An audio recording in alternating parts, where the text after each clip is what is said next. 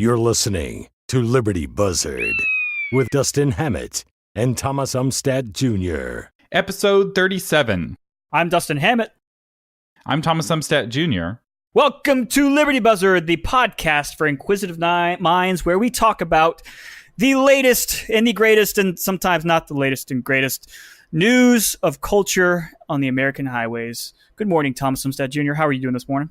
I'm doing all right, and I'm excited. We got our first YouTube comment and our first negative comment. Hello, YouTube world. So for those of you who don't know, Liberty Buzzard now has a YouTube channel where you can listen on YouTube. And somebody said, why talk about drugs when you're clueless about them? I often wonder if these commenters actually read or listen to the episodes before commenting. But anyway, thank you for our first comment. If you'd like to comment, you can comment on any of our episodes if you go to libertybuzzard.com, we have a link to our YouTube channel, and you can also just do a search for Liberty Buzzard on YouTube, and we will come up. Yeah, definitely. Thank you for the negative comment. We appreciate all comments, negative, positive, but yeah. Why talk about drugs when you're clueless about them? Of course, I tried to make it tactful, Thomas, but I had to make a reply. And just to put it out there for anybody who wants to comment, now's your time. Our show is small enough that you're going to receive personalized attention when you make a comment. Whether it's a good one, whether it's a bad one, whether it's a neutral one, I'm going to make my best effort to get out there, or Thomas might get out there and make a response. And I responded to our commenter, and I basically said that, no, when it comes to actually taking drugs, neither Thomas and I are experts on that subject matter. So you're right. But our show wasn't about smoking the ganja. Our show was about policy and public policy and the legalization of drugs or not. So I don't think either one of us is really clueless in that area. What do you think, Thomas? I've read 2 or 3 books on drug policy, and I've served on the grand jury, and you've been a cop and arrested people. So I feel like we've seen some of it, but we don't have all perspectives. That's why we like comments. We can get your perspective, although I don't feel like I am much edified by this particular comment. But don't worry, we will not necessarily pick on your comment if you choose to leave us a comment on YouTube. Now, I do want to ask you, though, about this Senator Ben Sasse. You have just gone crazy over a senator from Nebraska. Why? Oh, Thomas, I have a new politician crush. It was Rand Paul, of course, back before it was Ron Paul. But my new crush is Senator Ben Sasse. He went on this rant. He's on the Senate Judicial Committee, and of course, he's one of the actors in this great Kavanaugh drama. And he went on this rant about how the legislative branch of government, which is the branch of government which is spelled out in the first article of our Constitution, the legislative branch has abdicated all responsibility of actually governing the country to the executive branch. And it has also punted all argument, true thoughtful, intellectual argument to the Supreme Court, which is why the selection of a Supreme Court justice has become such a politicized thing, which I think he was spot on in everything he said. We'll make a link to the actual video. Ben Sasse, man, I really didn't know a whole lot about the guy, but I started doing a little bit of research on him once I watched that video, and I got to tell you, I'm impressed.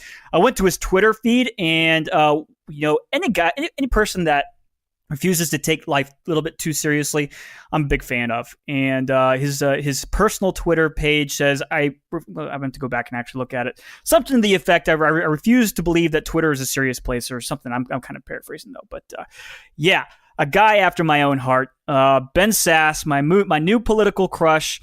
He seems to be a independent thinker, refuses to toe any party line, and he makes calculated political and true comments. I'm impressed. Thomas, you watched the video. What do you think? I like how he kept referencing Schoolhouse Rock as like the epitome of like how the country should run and how the government should run, because for most people, they haven't actually read the Constitution, and their understanding of how a bill becomes law is the Schoolhouse Rock video, which we'll link to in the show notes as well if you want to watch it. So the episode, we're actually going to have useful show notes on this episode. We're linking to some fascinating videos and news stories. And he kept basically going back to the idea that Schoolhouse Rock is not how government is working right now. And we've been becoming less and less, as is described in that video, every year, because the branches of government are not doing their appropriate roles. And instead of whining about it and blaming the other branches, which is what is typically done, he was saying it's our fault as the Senate. It's our fault as the House of Representatives because we got here. And I thought that was very statesmanlike, and it makes sense. And it is, I will say, the inevitable outcome. Historically, you see bodies like the Roman Senate get less and less power every year for various reasons. And the American Senate is following along the same path as the Roman Senate, as much as our founding fathers tried to avoid that. So we were wanting to model after the Roman Republic, our republic, but we're also wanting to learn from the failures of the Roman Republic, because as we all know, the Roman Republic failed and turned into the Roman Empire, which was not a great place unless you were the emperor. And quite frankly, not a great place for the emperor either. They died pretty quickly often after they became emperor. So, there's a reason we vote in Latin. We're trying to be the Roman Republic and not the Roman Empire. And I think that we need to have a discussion about how our government was designed. And the biggest thing that I think is important for people to understand, and our Buzzard Nation, the listeners of the show, are smarter than your average bear. And I think that most of our listeners could explain the differences between the three roles of government. But most people don't. They don't realize that the presidency and the executive branch, which includes all of the bureaucracies, is not supposed to create laws. That's the role of the legislative branch, which is the House of Representatives and the Senate. They're the ones who create the laws. Executive branch is supposed to enforce the laws, and the judicial branch is supposed to decide how the laws are applied in specific situations. So there is this law that says, don't murder, and the punishment for murder is between 5 years in prison and the death penalty. And, there's some range there because the law realizes that there's different kinds of murders. You have somebody who, is a calculated murder and he shot a whole bunch of people and he has no remorse and he's done it multiple times. It's like, yeah, maybe the death penalty or maybe life in prison for that guy. And then you have a married couple who've been married for 50 years and the husband is there with his wife in the hospital and she is dying and she is in excruciating pain and he can't bear to see her in pain. And so he pumps the morphine button a bunch of times and kills her. That is murder still, but it's not the same kind of murder. It's not motivated in the same way. And the whole point of the judicial branch is that it's able to see, okay, this person, this terrorist who shot up this school and did it again, in this old man who didn't want to see his wife suffer of 50 years, those should be treated differently. And that is the purpose of the judicial branch. The purpose of the judicial branch is not to decide, oh, you know what? We're deciding that murder is not wrong after all. I think that, we should be more lenient and tolerant for murderers. And obviously, I'm using an extreme example here.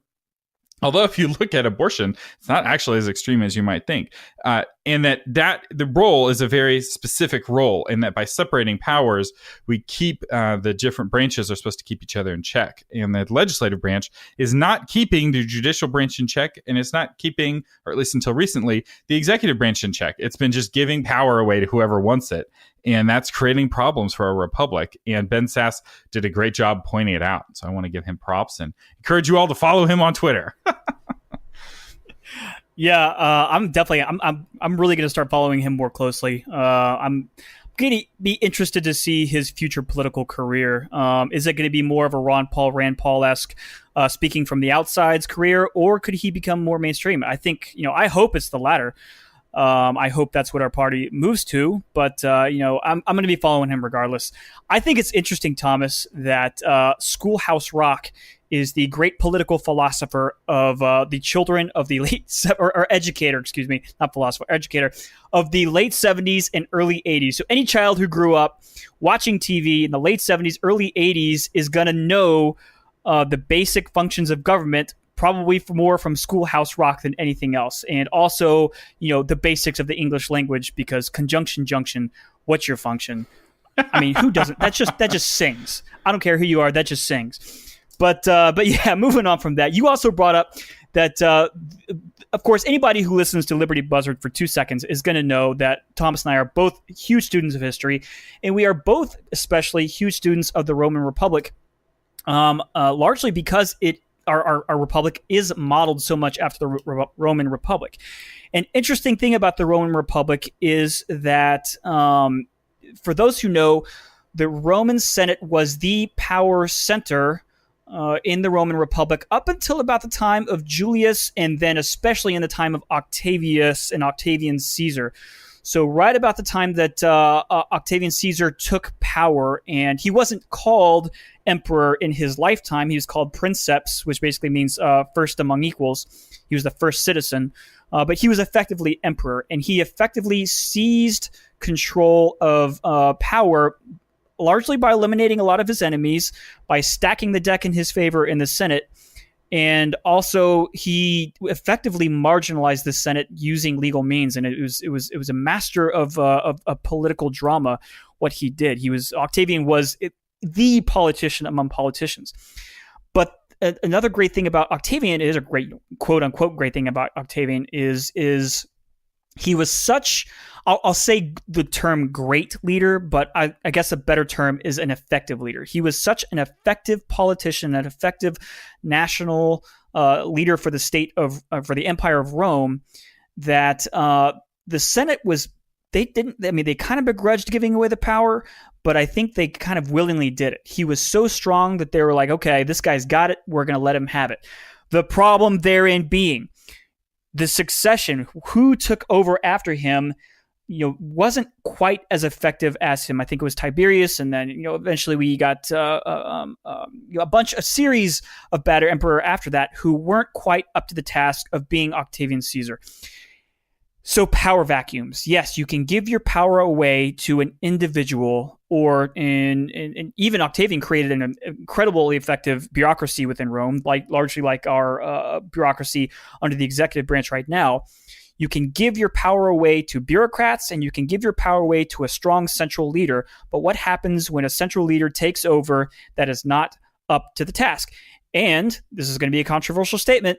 Depending on who you talk to, whether you love him, Donald Trump is up to the task and is supremely qualified, or you hate him and he's the exact opposite. This is what we are stuck with when we have an executive branch that is too powerful. And this is the whole point of the Constitution, the whole point of checks and balances, and you can't abdicate your power. It's a slippery slope. It's kind of like when the Democrats a few years ago put forth the nuclear option and are now reaping the seeds that they have sown, and they shot themselves in the foot, and now they're getting the best of what they gave.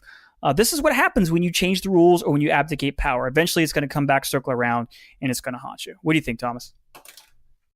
We are in the perfect historical moment to illustrate this point, because we've just had two presidents that are beloved by their parties, right? Republicans love Donald Trump. Your core Republican, like his base, just loves him. He can do no wrong. As he said, he could go to Central Avenue and shoot somebody, and his people will continue to support him. And that, I believe that quote that he put in that speech is from research, right? They did a focus group, and that's what the people said, because I believe it. And I've met those kinds of Trump supporters, and I met those kinds of Obama supporters. Go back just one presidency, we have a president who is loved by his base. They saw him as the Messiah. They saw him as like the greatest thing that had ever happened to this country. He was a wise and just ruler. He represented diversity. He was the perfect man to be president. And with both of these presidents, the party behind the president just came to the president and laid down at his feet power that the president did not previously have, authority that the president did not recently have. And from that party's perspective, it seemed like a good idea. Why not give Obama more executive powers? Why not allow him to do things with executive orders that had previously been done through the legislature If the legislature is not doing it, you have a quote just ruler, and from their perspective, they had a just ruler. Why not give him the power to act and to do that? Well, the answer is in Donald Trump. If you saw Obama as the Messiah, you see Donald Trump as the opposite of that. Or if you see Donald Trump as the Messiah, you saw Obama as the opposite of that. And the power that you give to the presidency becomes the power that is given to the next president. And in the Roman Republic, what this was Egypt. So Egypt produced so much grain because of the Nile. Julius Caesar goes down to Egypt. He does what he does with Cleopatra, and he personally gets control over the lands of Egypt. It was not controlled by Rome. It was controlled by Caesar. And whoever controlled Egypt controlled Rome. How? Well, all of the grain, the leftover grain from Egypt, was shipped and given out for free to Roman citizens in exchange for votes. And so who was the Augustus? So, you had Julius Caesar and Caesar Augustus. And then after a while, all of the Caesars became called Augustuses. And Augustus was the title for the guy who controlled Egypt. In fact, they even had a law that if you were a senator, you weren't even allowed to visit Egypt. You could not go see the pyramids if you were a senator or even of the senatorial class. The Caesars were so afraid of losing their core base of power. And what we're doing is we're creating an Egypt. The more people who get money from the government, whether it's a farmer getting a farm subsidy or somebody getting their tuition paid for, or somebody getting a cut in taxes because they're paying interest on their home, whatever it is that you're getting money for the government, the more money the government gives out, the more powerful the quote Egypt unquote gets, until suddenly you have somebody that has too much power. No one man should have all that power. That's not just true in rap songs, it's true in politics. And I think we need to be very careful. And the ones who need to be careful right now are the ones who want Trump to have the power. And the ones who should have been careful 4 years ago were the ones who wanted Obama to have more power. Democrats are not going to keep Trump from gathering power to himself. We're already expecting them to do everything they can to be the opposition party. That's their job right now.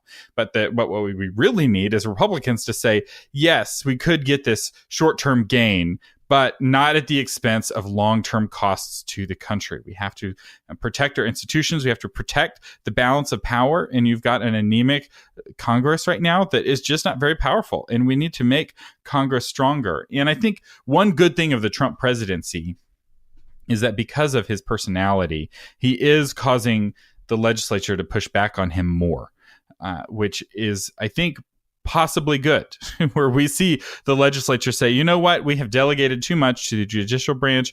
We've delegated far too much to the executive branch. We're going to take some of this authority back.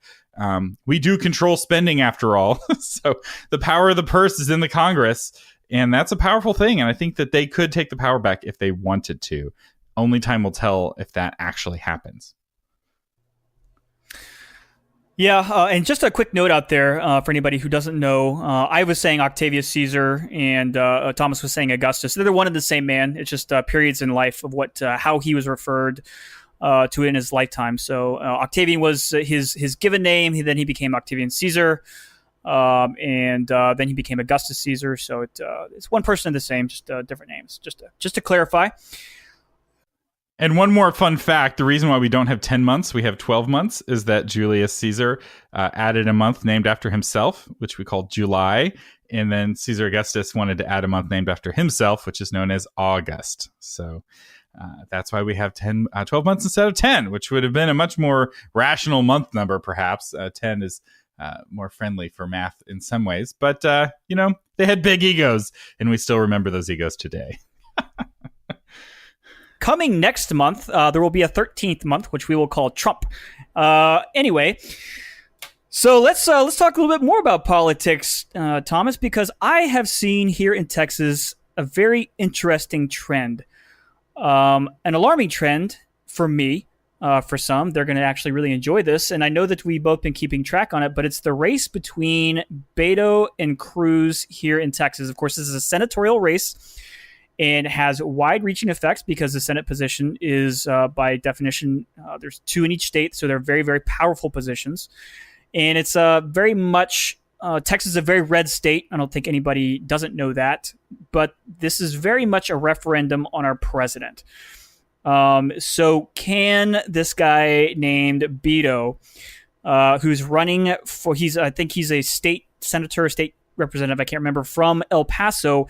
Can this guy come back and defeat Cruz in a Republican powerhouse state? Of course, this is Senator Ted Cruz, who was formerly also a candidate for president. Can it happen? And I'm really, I will say from my own part, I'm concerned because I don't agree with his policies, that Beto has a decent chance. And the reason, this is very anecdotal, this is not fact-based, so I'm really going to reach to Thomas for the fact-based part of it after I'm done with my spiel. I have seen Beto signs, political signs, popping up in yards that I would never expect them to see them. I'm talking, I live in rural America, and I try to stay off the interstate because I hate it, and I try to drive through rural America. And you go through some of these rural towns, and you see these Beto signs popping up where you never would expect a Democrat signs to pop up. So to me, that's anecdotal evidence that in the state of Texas, we might have a reckoning of a referendum on Donald Trump. What do you think about it, Thomas? So Cruz is in a difficult position, and it's a difficult position that he put himself in. So how did he get in this position? Well, to understand how we got here, we have to go back to the presidential race, and we have to specifically go back to Donald Trump making fun of Ted Cruz's wife for being ugly. So Trump was going after Cruz, all's fair in love and war, but then Trump broke the rules of decorum and went after Cruz's family. And Cruz was not able to get over that. And I get it. Like at the time I was not married, but now I'm married, and it's like, I love my wife. And if somebody insulted my wife, like I would be like, clean language does not, I'm struggling to find clean language. We want to keep our clean rating on this podcast, but I would not appreciate it. Like, you don't insult my wife, and you don't do it in front of the whole country. That is just unacceptable behavior. And so when it came time for Cruz to bow the knee and kiss the ring of Trump at the convention, he was unable to do it. And he gave a big, long speech. And at the end of the speech, he did not endorse Trump.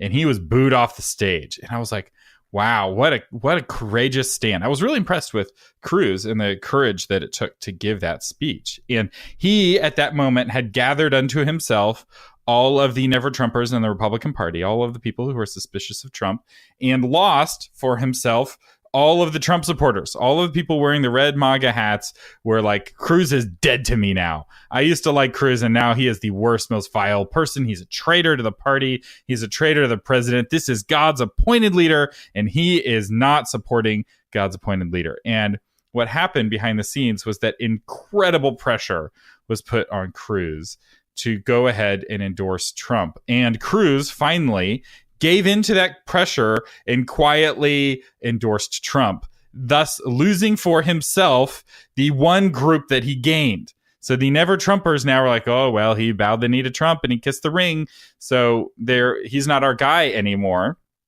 And so now here he is going into an election, having lost the core of the party, the MAGA people, and lost the Never Trumpers. So he has successfully alienated the two biggest factions of the party. And he's going into an election where turnout is key. In midterms, it's all about turnout, because a lot of people don't realize that you can vote every 2 years. You actually can vote every year on something. At least in Travis County, we seem to have an election every 6 months. But the midterm election is really important. It's where your governors are selected in most states. It's where your senator is sometimes selected. It's where your congressman is always selected, depending on the rotation and how your state laws work. And he has lost the coalition that he built. His coalition, his core group, his initial people, a lot of them are now Trump people, right? He came in on the wave of the Tea Party, on angry people who are angry with the way Washington was run. Drain the swamp was something that Cruz very easily could have said in his early races. He was running as an outsider who's trying to change things up. But now Trump supporters see Cruz as the swamp because he's fighting against Trump, or at least not supporting Trump enough.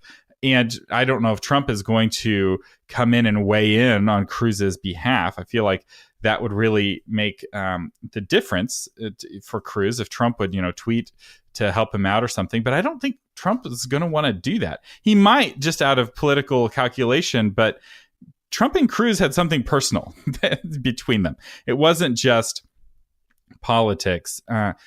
Trump kicked Cruz in very vulnerable places, and Cruz hit back pretty hard. And it's put Cruz in a difficult position. So then you look at Texas, and you see Beto, who is very charismatic, he's very good looking, is running a very strategic grassroots race that's all about yard signs. So I don't know what else Beto is doing. I haven't seen a commercial of his, and I haven't seen an ad of his. I've not been reached by any of his messaging, but I have seen his yard signs. And it is interesting because as I drive into Williamson County, I see his signs and they're often defaced because Williamson County is a very red county. And so people spray paint a V over the B. So it just says veto instead of Beto.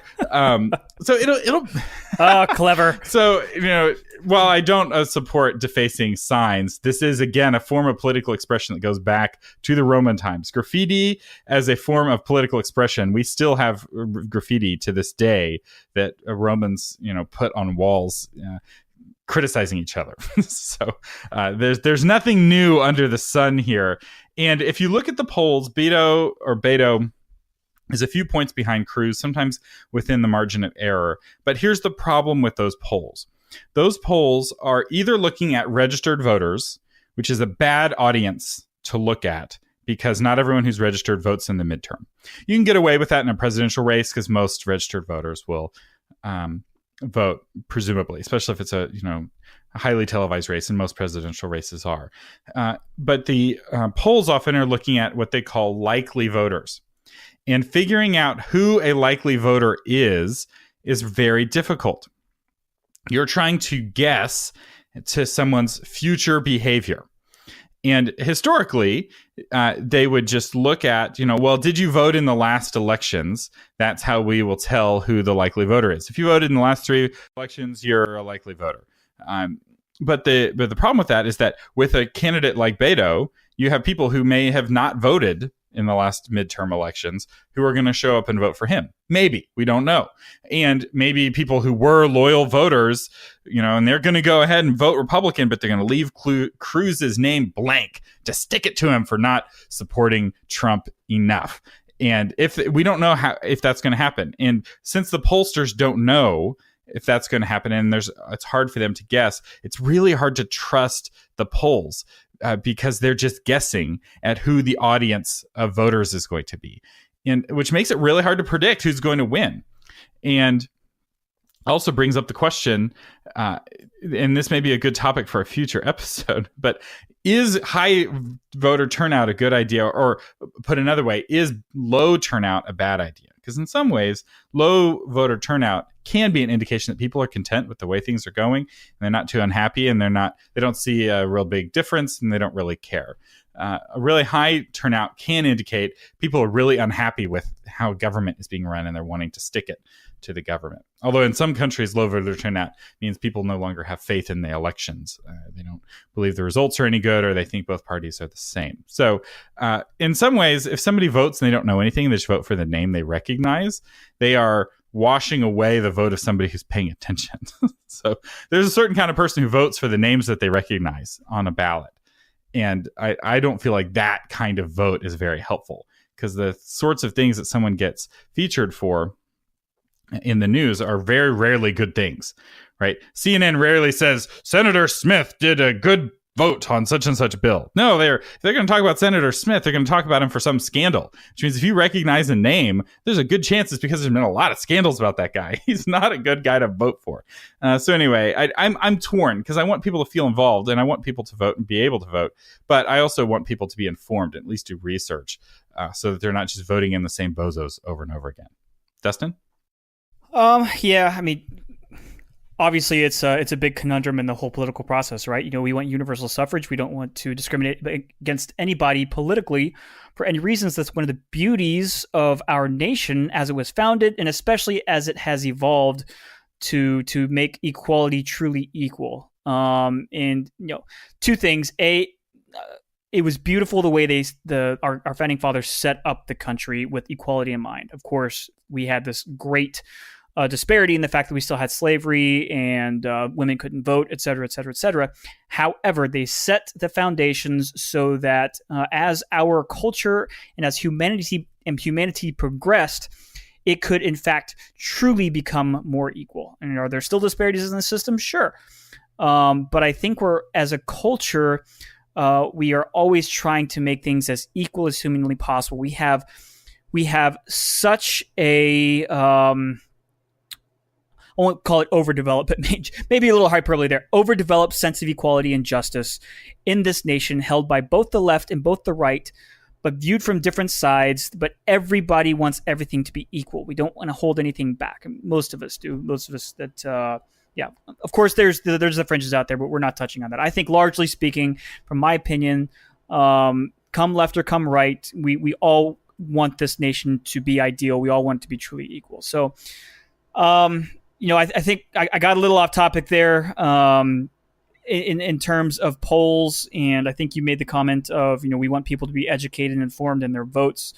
But at the same time, I can't be intellectually honest and come to you and say I go, because I try to vote as much as I can, that I've gone to that ballot box and I don't always vote straight ticket down. I want to read each name. And I'll come to some of these down ballot races and I'm like, who? What? And I'm like, I don't know. And sometimes you just got to make a choice or not vote at all. And sometimes not voting at all is the best choice, because to be intellectually honest, you have to sit there and say, am I making a choice based on what I know or what I don't know? And if you're making a choice just on who has an R next to their name and who's at the top of the list, that could be a really terrible choice. So I choose not to vote in those instances. But yeah, not everybody makes that decision. There's a lot of people out there who are like, well, I came all the way out here to vote. I'm putting a check box next to somebody's name. I don't know what's going on right now, but I'm just going to pick this name because I like the sound of it. So is that a great way to vote? No. And then, of course, you got the other people out there who are just going to vote just going to vote straight ticket Dem, just because they don't know any better and it's easy. And we are all, as human beings, mentally lazy, and we all want to take the easy route out. So yeah, it's problematic. Going back to what we originally started talking about, Beto versus Cruz. It'll be interesting to watch. I mean, I say that a lot. It does sound like a broken record, but it'll be interesting to watch to see what happens. I will be at the polls. I'm Ted Cruz is not my favorite human being in the world, but he is definitely a politician amongst politicians. There's just no getting around that. And he'll get my vote just because his policies align with mine. And looking at his voting record, his voting record aligns with mine, so he'll get my vote. But it'll be interesting. It'll definitely be a forum to see what people think about our national politics. Yeah, Cruz had better hope that a lot of people show up to the polls and just check the box that says straight ticket Republican in Texas, which is his best path to victory right now. People aren't going to want to check his box, or at least a lot of people aren't going to want to check his box. But a lot of Texans just vote straight ticket Republican. And that's his best hope right now, I think, because there's going to be a lot of people going in voting straight ticket Democrat as a protest vote against Trump. And there's a lot of Democrats out there that are really motivated right now. I mean, Democrats, and people who hate Trump, if you hate Trump, you are super motivated right now, just like the Republicans were motivated back in 2010, just like they were motivated in 2012, just like they were motivated back in 2016 for the presidential race. The Republicans who vehemently disagreed with Obama and his policies and his presidencies, they were motivated to go vote. And just like you already mentioned, the Democrats out there who were content probably were like, Hillary Clinton's going to win anyway. I don't like her that much, but I think all the other Democrats will take care of me. I'm going to stay home, drink a latte, have a glass of wine. I'm not going to get out there and go vote because it's a lot of work to go vote, and it is. So you have to be really, really motivated to go stand in that line and deal with all that BS to go vote. And right now, and this is my big fear, and I think we can talk about a blue wave in a future show because we're running a long on time here. But I think my big fear of the blue wave is the fact that the Democrats are super, super motivated right now. Yeah, I don't think they're going to win any other statewide races. I don't think Texas is going to, quote, turn blue as they would like you to think.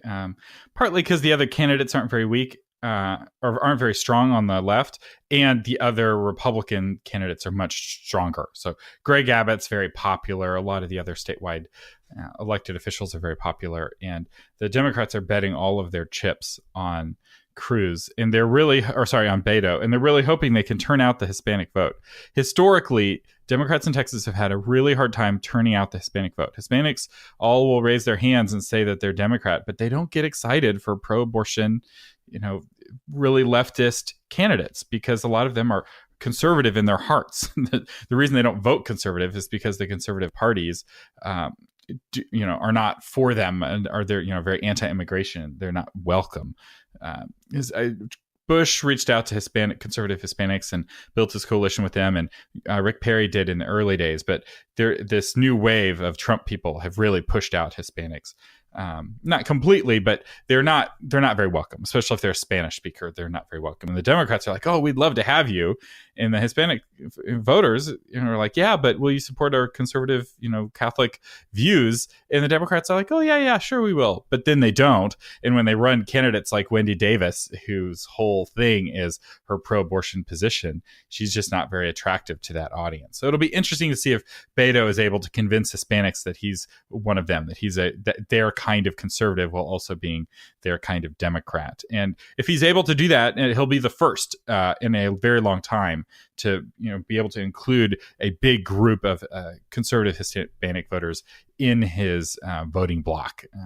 It's been tried before and failed. I feel like he's got a good chance to do it, but time will tell. You will hear this episode before Election Day, though, so we'll all watch together, and we'll definitely do a post-game report on Election Day with some of our thoughts. But we want to thank you for listening. Thank you for subscribing on YouTube and on libertybuzzard.com. I'm Thomas Umstattd Jr. I'm Dustin Hammett. And you've been listening to Liberty Buzzard. This episode of Liberty Buzzard is brought to you by Tom Umstattd CPA. Tom has over 35 years of experience helping people like you pay only their fair share in taxes. Don't let the IRS stress you out. Get Tom and his team on your team at taxmantom.com.